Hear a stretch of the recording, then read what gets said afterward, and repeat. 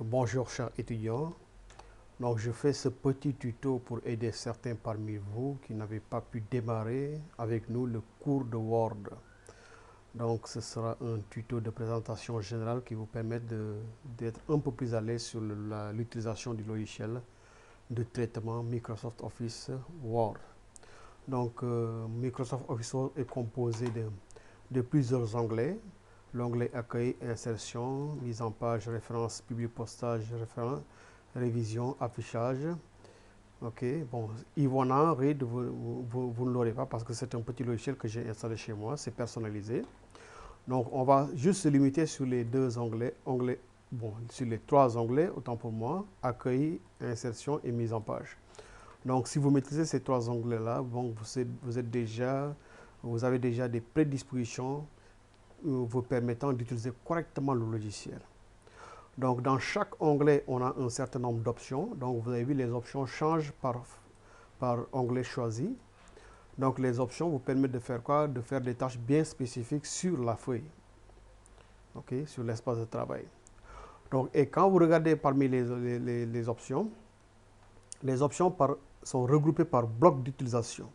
Donc ici, j'ai le premier bloc d'utilisation. Vous allez remarquer un rectangle qui encercle le bloc, le premier bloc.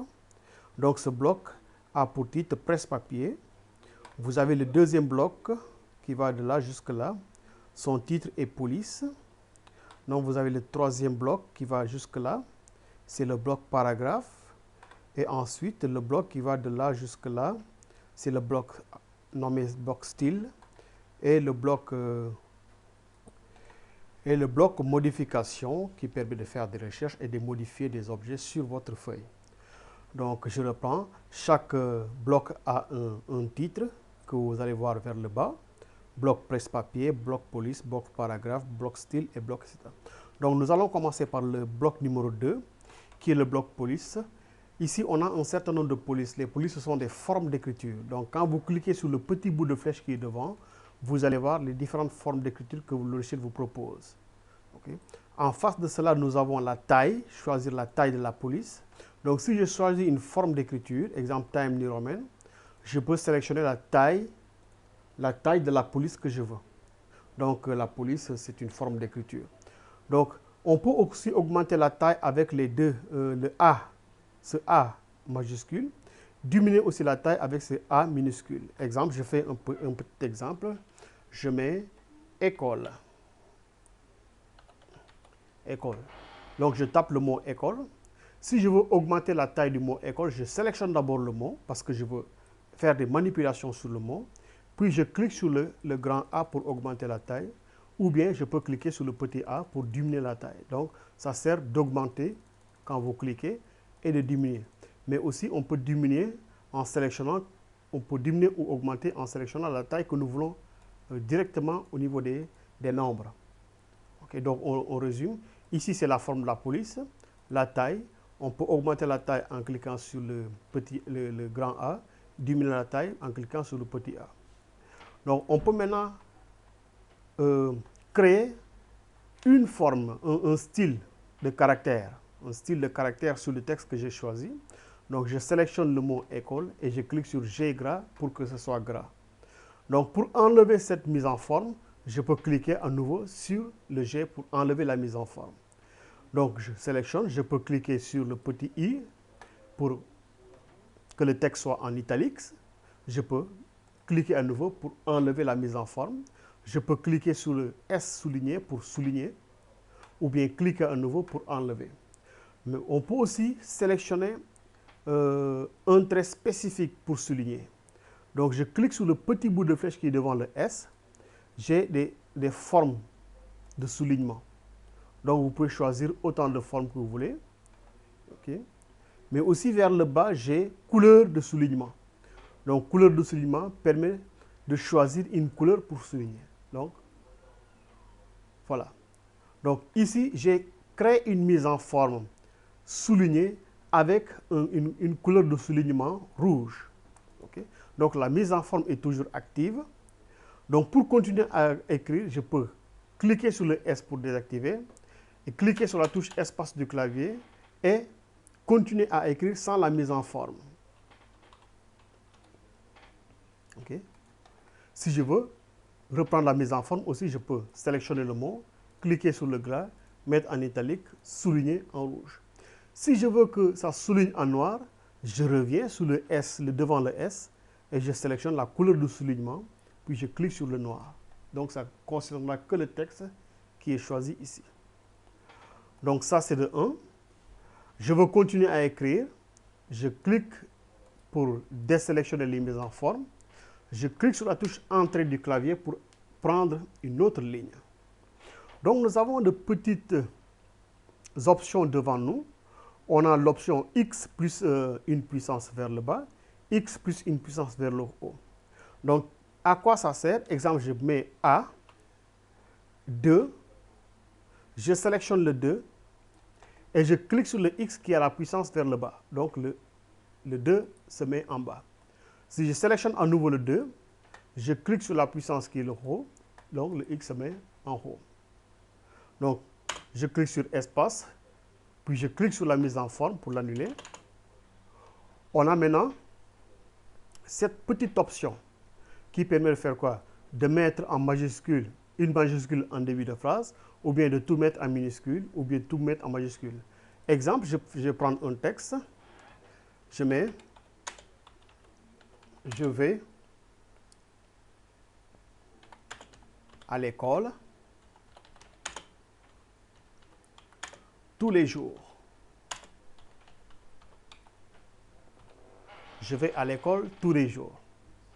Donc, je sélectionne la phrase, puis je viens au niveau de cette option-là. L'option est représentée par un A majuscule et un A minuscule. Il y a un petit bout de flèche qui est devant. Je clique sur le petit bout de flèche. Donc, la première option, c'est de mettre une lettre majuscule en début de phrase. Donc, sur la phrase, j'ai déjà une lettre majuscule en début de phrase. Si je mets tout en minuscule, vous avez vu, tout devient en minuscule. Je reviens. Si je veux mettre tout en majuscule, je mets tout en majuscule. Donc, je peux tester aussi les autres options. Première lettre de chaque mot, première lettre des mots en majuscule. Si je mets première lettre des mots en majuscule, cela veut dire que sur chaque mot, la première lettre sera en majuscule. Est-ce que vous voyez? Donc, si j'inverse la case, donc l'option que j'ai appliquée ici sera inversée. C'est-à-dire qu'il va mettre chaque première lettre en majuscule et le reste en minuscule. Donc, il inverse chaque première lettre en minuscule et le reste en majuscule. Minuscule et le reste en minuscule. Donc, je reprends chaque première lettre en majuscule, ou bien je peux reprendre la formule normale qui se veut que sur la phrase, que la première lettre de la phrase soit en majuscule et le reste en minuscule. Voilà. Donc, je mets tout en minuscule déjà, tout en minuscule, puis je reviens, je prends cette option-là. Maintenant, quand vous écrivez du texte sur un logiciel Word, le logiciel Word, on lui a intégré toutes les notions de grammaire, de conjugaison et d'orthographe. Vous allez voir qu'il y aura des mots qui seront soulignés en rouge, certains soulignés en vert, d'autres soulignés en violet. Ici, je vois que le A, il a été souligné en vert. Donc, le logiciel attire mon attention. Si chaque fois vous voyez qu'une lettre ou bien un mot est souligné, sélectionnez le mot et cliquez droit sur le mot. Il vous dit, le mot que vous avez écrit, le A là, n'est pas l'auxiliaire à voir. Donc, ça doit être un A accent. Donc, école, je vois que le E, premier E n'a pas son accent. Je clique sur le E et je corrige. Donc, cela veut dire qu'en principe, si vous êtes attentif dans la rédaction ou bien dans la saisie des phrases, vous ne devez pas faire de fautes parce que le logiciel vous aide à repérer les fautes et à les corriger automatiquement. Donc, nous allons faire exprès. Je dis les mangues. Je mets les mangues sont tombées. Je mets les mangues sont tombées comme ça. Et je fais un point. OK? Donc, il me souligne déjà les mangues. Il voit que je n'ai pas accordé le terme les mangues. Je clique droit sur mangue et je sélectionne mangue avec S. Il me dit aussi tomber. Qu'est-ce qui est tombé? Les mangues. Les mangues sont féminin pluriel. Je clique droit, il me met l'accord. Donc, en principe, vous ne devez pas faire de faute quand vous faites une saisie sur le logiciel Word. Okay? Donc, cette partie-là, c'est bon. On a vu toute cette partie-là. Il va rester maintenant les deux options. La première option, c'est couleur de surbrillance. Et la deuxième option, c'est couleur de la police. C'est facile. La couleur de la surbrillance, vous sélectionnez le mot mangue. Puis vous cliquez sur le bout de flèche qui est devant couleur de surbrillance pour sélectionner une couleur de surbrillance. Sinon, si vous voulez écrire en rouge, vous voulez que le mot soit en rouge, vous sélectionnez un mot. Vous allez à couleur de la police, vous cliquez sur le bout de flèche qui est devant couleur de la police et vous mettez la couleur de la police. Okay. Donc le bloc là, c'est bon. Okay. On va rapidement aller à ce bloc. Donc ce bloc permet de faire quoi? De faire la mise en forme. Une mise en forme. Donc je prends un ensemble de textes. Donc supposez que nous avons ce texte-là. On va essayer d'utiliser cette partie-là. Donc cette partie-là, on a déjà les options qui sont en haut et les options qui sont en bas. Donc on va commencer par les options qui sont en bas. Les options qui sont en bas sont les options d'alignement de paragraphe. On a la première option, alignement de paragraphe, alignement de la gauche vers la droite. Donc en français, on écrit de la gauche vers la droite. Vous avez la deuxième option qui est de centrer le paragraphe. La troisième option qui est alignement de la droite vers la gauche. La dernière option qui est l'option justifier. Donc, à quoi servent ces options-là? Ces options servent à bien présenter les paragraphes. Donc, ici, nous avons une page qui a 3 paragraphes. Je sélectionne les paragraphes. Je sélectionne les paragraphes. Donc, si je clique sur centrer, donc les paragraphes seront centrés au milieu de la feuille. Si je clique sur alignement de la droite vers la gauche, les paragraphes seront alignés de la droite vers la gauche. Je peux cliquer sur l'option aussi centre justifié pour que les paragraphes soient justifiés. Les paragraphes qui sont justifiés, les lignes arrivent à la fin du document et reviennent vers le début de la ligne. Donc, je vous conseille dans vos travaux de mémoire, quand vous allez faire des réactions de vos mémoires de fin d'études, de centrer vos paragraphes pour permettre à vos paragraphes d'être bien lisibles, bien présentables. Donc, c'est bon pour cette partie. Juste après, vous avez les interlignes. Les interlignes sont indiquées par 2 petits bouts de flèche, une qui tend vers le haut et une qui tend vers le bas. Vous sélectionnez les paragraphes. Vous pouvez augmenter les interlignes. Les interlignes, c'est l'espace entre 2 lignes. Je clique sur le petit bout de flèche. Ici, l'interligne par défaut, c'est 1,0. Je peux augmenter les interlignes comme vous le voulez. OK? Comme vous le voulez. Ou bien diminuer à nouveau les interlignes. Okay? Donc, je vous conseille de mettre des interlignes à 1,5 pour les travaux, pour ce TP. 1,5 ou bien à 1,15. Donc, on a les interlignes. Juste à côté, on a les thèmes. Les thèmes. Donc, les thèmes permettent de faire quoi? De faire des couleurs de fond. Les couleurs de fond, les couleurs de fond du texte. Vous pouvez choisir les couleurs que vous voulez pour le texte. Si vous voulez aucune couleur, vous mettez aucune couleur à ce niveau-là. Donc, les bordures, on y reviendra quand on va traiter les bordures, quand on va insérer les bordures. Okay. Donc, on va voir les options qui sont en haut. Les options de plus. Supposez que je dois faire une liste de matériel. Liste de produits. Liste de produits. Par exemple, je mets riz, lait, sucre, café. Donc, j'ai une certaine liste de produits. Je peux sélectionner les produits et faire quoi? Et insérer des puces. Donc, vous avez différents types de puces. Donc, je prends les premiers, juste un peu en haut des paragraphes. Donc, on a des formes de puces. Tout ça, c'est des formes de puces. Mais aussi, vous pouvez avoir des puces en forme numérique. Donc, tout ça sont des formes de puces que vous pouvez aussi choisir. OK, que vous pouvez choisir. Donc, vous avez aussi à côté les retraits. On appelle ça diminuer de retrait, augmenter de retrait. Donc, on saute cette puce-là. Donc, on ne va pas traiter celle-là. On va voir les retraits, diminuer le retrait, augmenter le retrait. À quoi ça sert? Je peux sélectionner un paragraphe et faire quoi? Et augmenter le retrait. Ou bien diminuer le retrait, augmenter le retrait. Donc, vous avez à côté de cela une touche où il y a un A en haut et un Z en bas. Ça permet de faire des tris. Pourquoi des tris? Exemple, on va faire un petit exemple. Je vais mettre des noms et des prénoms. Je mets, exemple, Doudouba, Salif Ndiaye, Adama Sall,